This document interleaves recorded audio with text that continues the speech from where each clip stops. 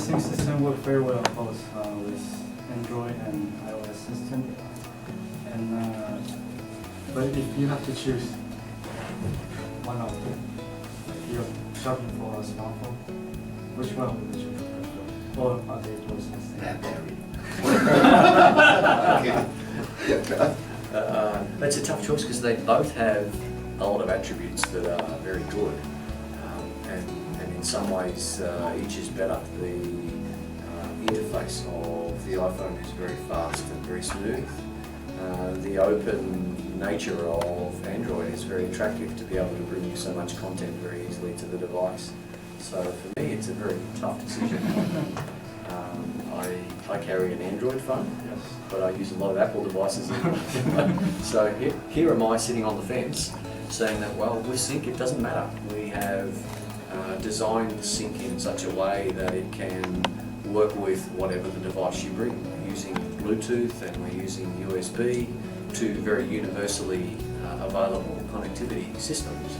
And so SYNC is device agnostic. It doesn't matter, whatever your preference, you can bring that device. Because the relationship between Ford and Microsoft is very close, so people tend to work at Android phone, so that's not true. No, I think that there is a lot of strengths for both products, and there's a lot of Windows phones appearing on the market now as well. So they all have their advantages and their disadvantages, and depending on what it is that you want from your device as well. Different devices are better suited to different applications as well. All right. Second question. Ford has just announced the emergency assist in China. Is that system going to come to Taiwan? I'm not sure of exactly the future plans around those. So yeah, perhaps not a question I can help you with directly. I think it's the system that will dial 911 when the car. The emergency assist. Yeah, emergency assist is a system we have it released in China. We also have introduced that to India just recently, where if you have an accident in the vehicle and either your airbags deploy or there's a fuel pump shut-off system in the car, if either of those two things are triggered by the impact, then SYNC will automatically call the emergency services number in the area of the country where you happen to be. Calling through GPS? Yeah, correct. It will give the operator some GPS coordinates, so that will happen automatically for you. And then it will open up a telephone call line, so that after giving the coordinates of the vehicle's incident, it then gives the driver or the passenger the opportunity to speak directly with the operator and give more details. So a really great, potentially life-saving system that we've just introduced in China, as you mentioned, and also most recently in India. Is the system free or yeah, the system is subscription free, so for the life of the vehicle, the system will operate. Cool. Do customers ever complain about the size of the SYNC system display screen?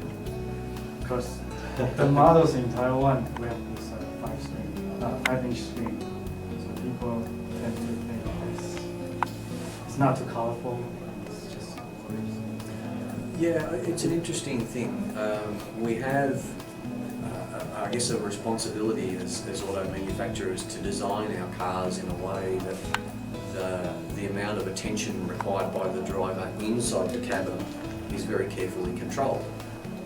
Your main task is to drive the vehicle. You need to be looking outside, and so while it would be fantastic to have a lovely large colour screen with lots of things going on, really not appropriate for the vehicle environment.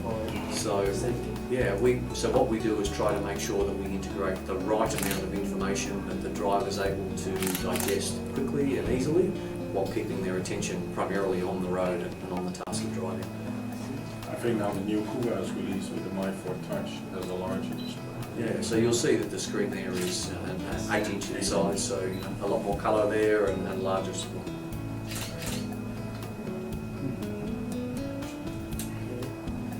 And the ST models is big hit, huge hit around the world. And do you guys planning to develop a special app for just for this ST models for the SYNC system?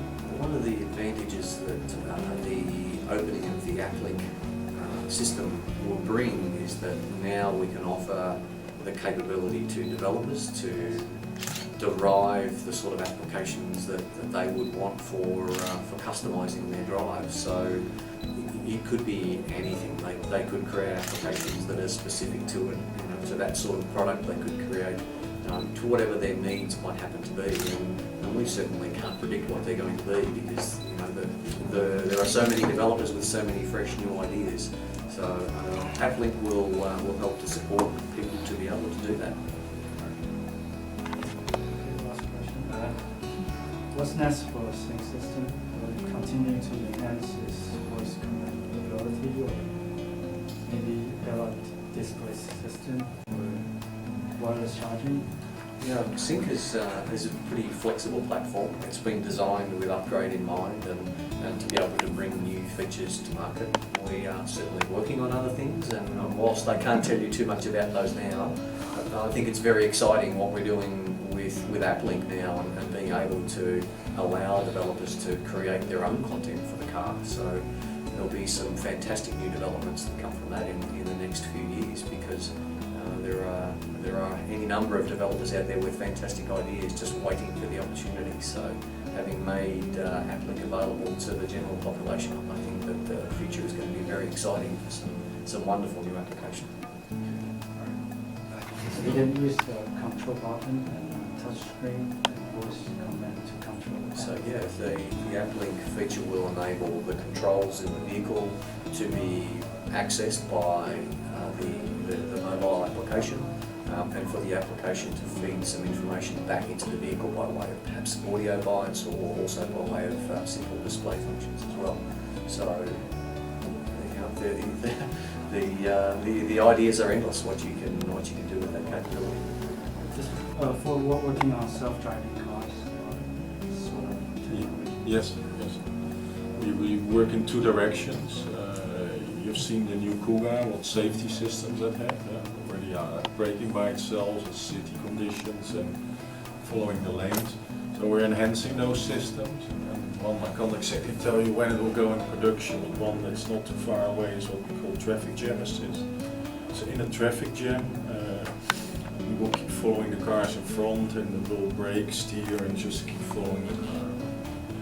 So we keep enhancing those systems, and then we'll be slow steps towards taking more and more control over the vehicle. But now this year we also started the approach from the other end, like Google, with very expensive sensors, to really also develop those cars. We participate, just some history, we not just started with it now, we participated in the DARPA Grand Challenges. But after the DARPA Grand Challenges, we stopped that work, because at that time we said it's still way too far out, legislation is not ready for it, and we see all those active safety systems coming up, so all the skills and the resources, and we want to bring those systems as quickly as possible. But now with Google coming in there, and more people, and getting more and more interest also from government, and starting talks about legislation, we decided this year to also start the approach from the other end, with very expensive sensors. We see where we can get it from the other end, keep developing. At one point it all merge together, and you will see the car taking over more and more from the driver. The situation when you really get to that, you get in the car, tell it, drive me to work and go to sleep for another hour, that we still see as very far out.